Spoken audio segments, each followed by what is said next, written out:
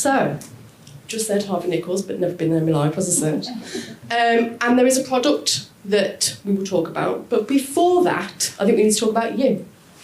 As a female British Asian, I think you say British Indian, which is absolutely fine, and where you started off from. I think we've both had similar stories as to the beginning starts everything, but doesn't determine the end of the story or in the middle. And so for you, being brought up in your circumstance has led you to think about that clash, but also that collaboration between the British Indian. So my story starts not far from Wolverhampton. I was born in West Bromwich. I was born to a mom. Did you see no one else? I know. Should we do that again? I was born down the road in West Bromwich. Oh, yeah. I was born to a mom who, shortly after I was born, due to domestic violence, decided to divorce my dad. Unfortunately, she divorced him during a time when there was big stigma attached to being divorced, and especially if you were an Indian female. So I grew up in a time where there was a lot of taboo. People would, if they saw her walking down the road, they would cross the road as if there was some kind of disease to be caught from this woman because she had divorced my dad. And then on top of that, in preparation for the talk, it brought back so many memories. It feels so odd to be sitting here today in 2025 and to think that there was a time when I was born, because I was a girl, it was frowned upon. Had I been a boy, it would have been a moment of celebration. Instead, my mum was giving the advice, why don't you just leave her with her dad and you can get remarried and you can start your life again, afresh. And I've got a 6-year-old and I can't imagine someone saying to me, do you want to just drop him off and you can carry on with your life? So I think for me, my beginning came from a time where I feel like I'm in a place of privilege now, and it seems so absurd to be saying out loud any of those things, let alone hearing them. But I've lived that reality, and I know I'm not alone. So many people would have lived through that as well. And I think some of us, I mean, I'm sure you're guessing our age, we're really like 21, both of us on the stage here. But some people will guess that that's, decades ago, and actually it's still today, and there's a lot of conflict between the concept of ownership and resilience and religion and belief and believing in marriage and the sanctity of, and I definitely experienced that, being in a mixed race and mixed culture relationship, and my parents got divorced, and it was the children go with the father. And none of us wanted to go. So we didn't, we stayed with mum, obviously. But that was very from a religious perspective, but also the father was the Asian, and so that's, we belonged to him. And so I think there's something about resilience that comes out of that when certain stories are made for you, your narrative, crossing the street, not speaking to mum, the daughter of. So tell me more about that resilience, because I'm sure you had to grow that very quickly and fast. I think I didn't realise it was resilience at that time. I just knew I had, and I didn't see it as immense pressure. It's only now that I look back, I realised there was immense pressure on this girl. She needed to act a certain way. She didn't need to bring more shame on the family. She needed to study really hard because people would judge not just me, but my mother. Had she made the right decision? Had she made the wrong decision? Should she have left me with my dad? And now that we're talking about it, it's making me realise they're treating humans as commodities. Who do they belong to? And they're determining what their worth is. If you behave a certain way, we will say that your worth is this, but if you don't behave that way, you're over here somewhere. And at the time, I didn't realise, I just wanted to be loved and I just wanted to conform. So wherever I could find that love, I found myself almost shape-shifting. I've been watching a bit of Moana with my little one. So I've been shape-shifting, I need to behave like this. And then if I study really hard and get good grades, then I'll be accepted a little bit more. If I don't express an opinion, which the majority of people would find offensive, again, I'll be accepted, everything will be fine. But as I grew up, I realised the goalpost keeps moving and the goalpost keeps changing. And it's not me, it's the people around me. And after a while, you have this thought at the back of your head, you're never enough. And it's not because it's something within you that you're never enough, it's because other people around you are telling you you're never enough. And that's powerful. And I think I was the oldest, and a female, which was also problematic, don't know whether you know. And I was expected to be the son, and so there's a story and a narrative that's created around that. But something that I really liked about having a conversation with you, and we'll get on to how I first met you, over the alcoholic beverage, but you said choice not to choose. And when you said you have a choice not to choose, I was like, what? And I thought, actually, the more you say it, the more it resonates. You do have a choice not to choose the narrative that someone else gives you.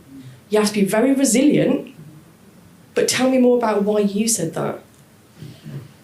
A lot's happened through my journey, and I think it came all to me after I had my son. He's my rainbow baby. So when my mom used to walk down the road and people would cross the road from her because it was contagious to be divorced, I went through infertility and I went through IVF treatment. And again, it sounds so odd that in 2018, 2017, I all of a sudden got an experience, a little taster of what my mom would have gone through.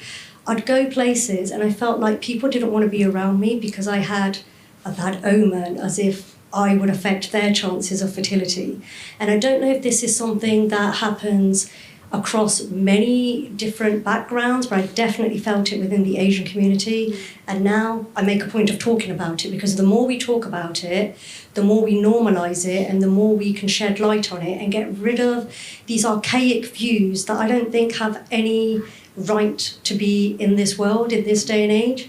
So when I had my son, he made me not only question what I want him to be, but I want him to experience the world. I don't want him to ever have to choose.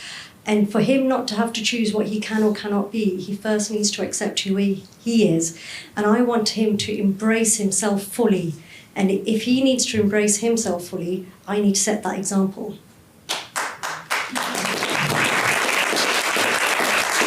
You're going to start me off crying like Tonya does. I'm the resilient one. Isn't that right, Tonya? Fundamentally, what you've just said there is the reason, I think, or one of the reasons, from your mum's strength, from the adversity, through resilience, through being creative and innovative, from having that British, Indian, Asian outlook as to why you got to the product and the brand you got to, because fusion is really important to you. Fusion is important to your family, the wonderful family that you have now.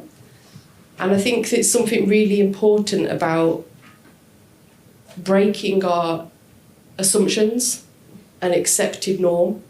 So I'm going to say something now, then you're going to tell the story. Ghee to me was put on my chapatis.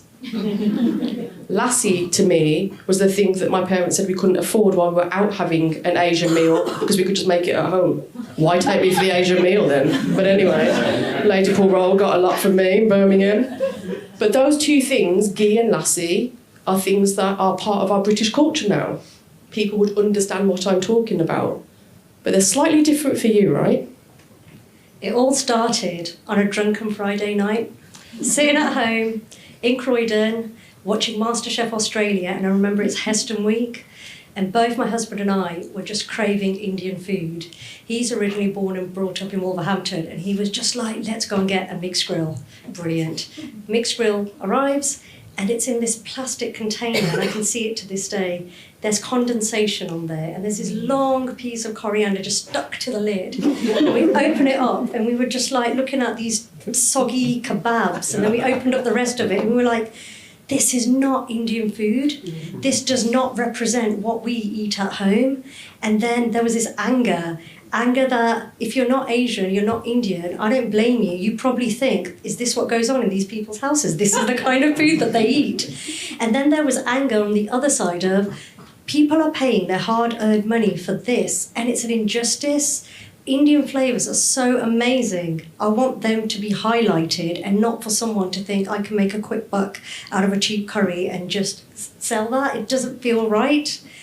But hold on, because it sounds like you're going to start talking about curry. But I said alcoholic beverage. Yes, you did. Where do the two tie? Yes. How does this fusion happen? So I think your family probably was similar to mine. And a lot of people here, food and drink brings people together. And our mom's way of showing love was through cooking. That was how they poured their love on the table, and they fed and they nourished us. So looking at that meal reminded my husband and I of the food that we were brought up eating. Mom used to make fusion foods such as spam sabji, which we would have with chapatis at home. A classic. If you don't know about that, it is a classic. A full English fry-up with the spices, with the beans, yeah, and I had it vegetarian because we were a halal kosher household, so that was even more interesting. But they never experimented with drinks. And that got us thinking. So I'm on my 3rd or 4th Disaronno and Coke, keeping it classy. My husband's halfway through a bottle of red wine. And we were just like, they never experimented with drinks, but if we could tell our journey of a British Indian through a drink, where would we begin? Me tasting it. And being Punjabis from northern India, that's where my grandparents migrated from, we wanted to tell the story of Punjab. We were so fed up of going to places and they'd put a cardboard in something and say, this represents all of India. India is so diverse. And lassi was a drink that our grandfathers would drink on a hot summer's day when they were farming the land. They would have cattle as well as crops. So, and we were like, lassi could tell the story of Punjab and show people on the map where it is. The spices, the turmeric, the coriander, the black pepper all came in because of the fusion cooking and the traditional cooking. And then we add ghee. We fat wash our gin with ghee, which is pure butter. And the reason we do that, when Mum used to make something a bit too spicy, she'd add a dollop of ghee to take the edge off. So what the ghee does to the gin, it creates this beautiful...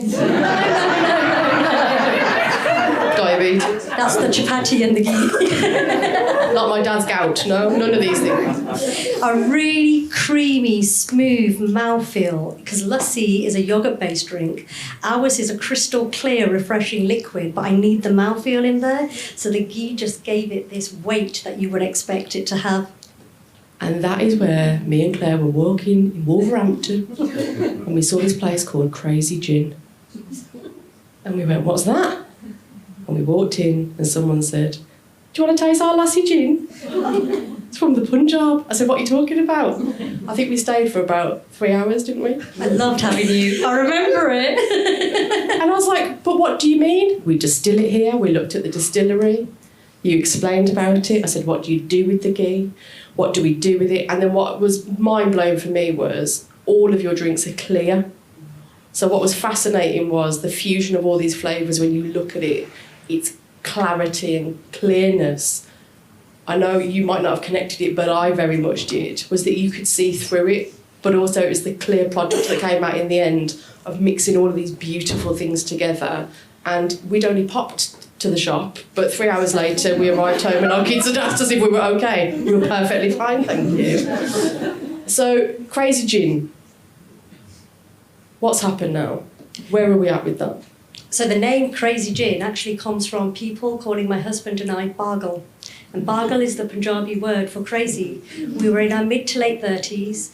I was working in HR for the Met Police, and people were saying, you need to settle down, you need to have children. Who do you think you are that you can start a business?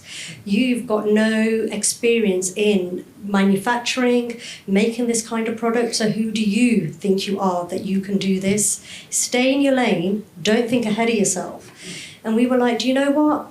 I'm happy. I don't want to live life thinking, what if? I don't want to grow old and then one day thinking, I wonder what would have happened had we had done X, Y, Z. And that's where we decided to embrace the name Crazy. And for some people, it was negative. But for us, we embrace it wholeheartedly. And since the Lassi Gin being launched, we've launched our Punjabi Chai Gin, which is my grandmother's recipe for tea. And we've distilled it into this beautiful golden liquid with saffron, which is the world's most expensive spice. But it's funny, we were launched by Harvey Nichols, we got into Michelin-star restaurants, 5-star hotels, but at the same time, I would get people saying to me, I don't get it, it's too Indian, or it's not English enough. And I used to look at them, and I think, had I not had the confidence of knowing I've got a fantastic product, not just because I think so, but because Harvey Nichols thinks it is, some of the world's best chefs think it is. I had Ed Cook at the beginning of this year, who's from the fact that come to Wolverhampton to the distillery to see it. I know I've got an amazing product. It tastes amazing, the story's amazing, but I'm still getting people asking, I don't get it. It's too Indian. They're trying to put me into a box. And that's where I think I've ended up at TEDxWolverhampton, because I've realised I set out to make a drink, but it opened up a whole can of worms about where people think my product fits or doesn't fit, which then led me on to also think, actually, all the way throughout my life, and I'm sure other people can feel this as well, everyone's trying to put us into some kind of box as to where they think we fit, as opposed to where we truly fit. And I think that ties from other talks that we've had today, that representation matters. Representation of who you are, how you identify. You know, even if you've got a twin or a triplet, you will still have different ideas, different friendship groups, different likes and dislikes. And I think that's what resonated with me completely, that there was something here. And yes, it's based in alcohol, and there were some people that's not for them, but just the concept of blending things together, that fusion idea, the strength that comes from blending society, communities, our next generation, our children, to be able to be more accepting of each other, not to necessarily love or like, but respect and accept, I think is something that is in your brand and comes from the two of you, but especially you.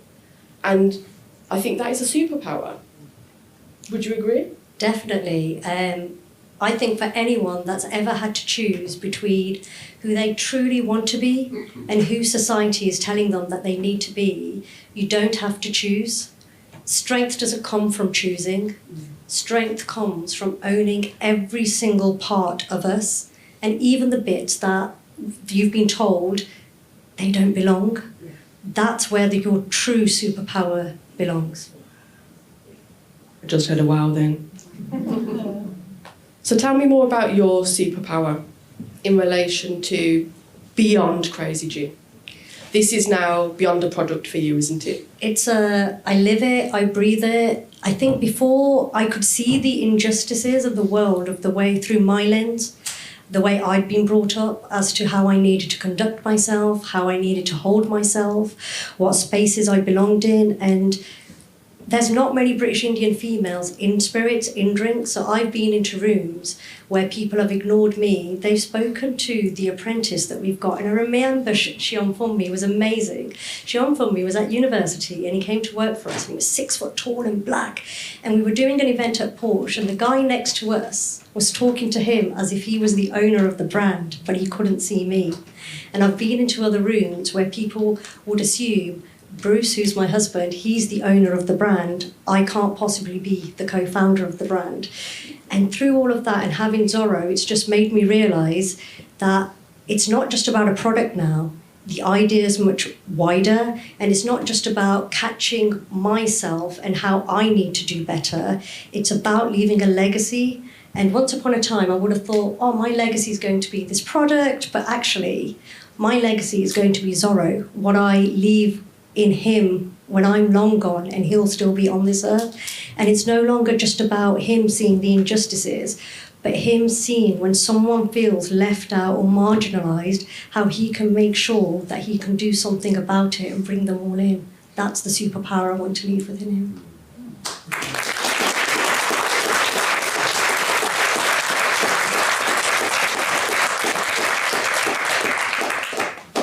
So I have to ask the question. You spoke about Croydon.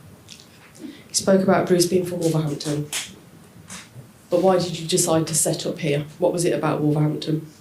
A couple of things. So 6 months into launching the product, Harvey Nichols, living the dream, Michelin star restaurant, living the dream, 5-star hotel, couldn't even begin to imagine. 2 people with a drunken idea, there we are.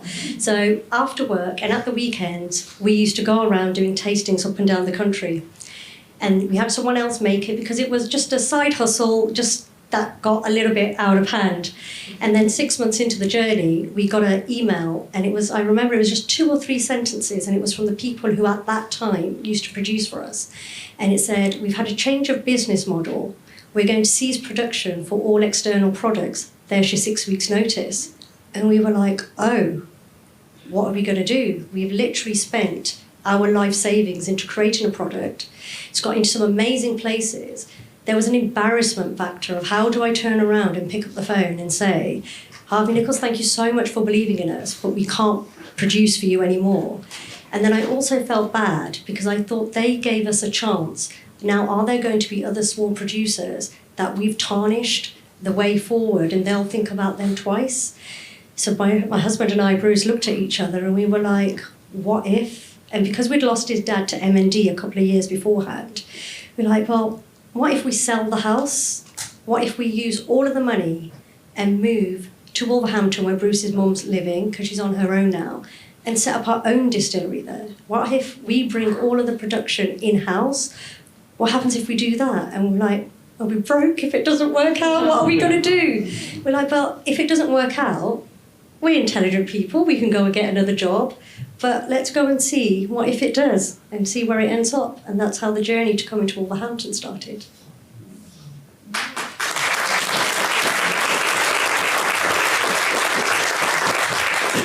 So from spending a little bit of time with you previously, drinking alcoholic beverage, I know that actually you are out there as a consultant supporting people to make different changes and to think about all the stuff that we've discussed today. And I truly believe, and I'm not sitting on this stage saying it for any other reason, that I truly believe it. I feel that your superpower is your strength. Your life journey and your lived experience has got you to where you are today. And I think Zora will carry it forward 100%. And yes, we've mentioned Bruce a few times, but you are co-founders. But as a female, Asian female, from a British background, you are representation that truly matters. So I want you to hear that. But what do you want to leave our audience with today? I think it's the message of giving yourself permission to own and accept every single part of you. And it doesn't matter who's telling you that you don't belong. Every single person on this earth has a right to be here and to be celebrated and to be loved. And I don't want anyone to ever dim your fire for you to start thinking for a moment, like I did once upon a time, that I don't belong.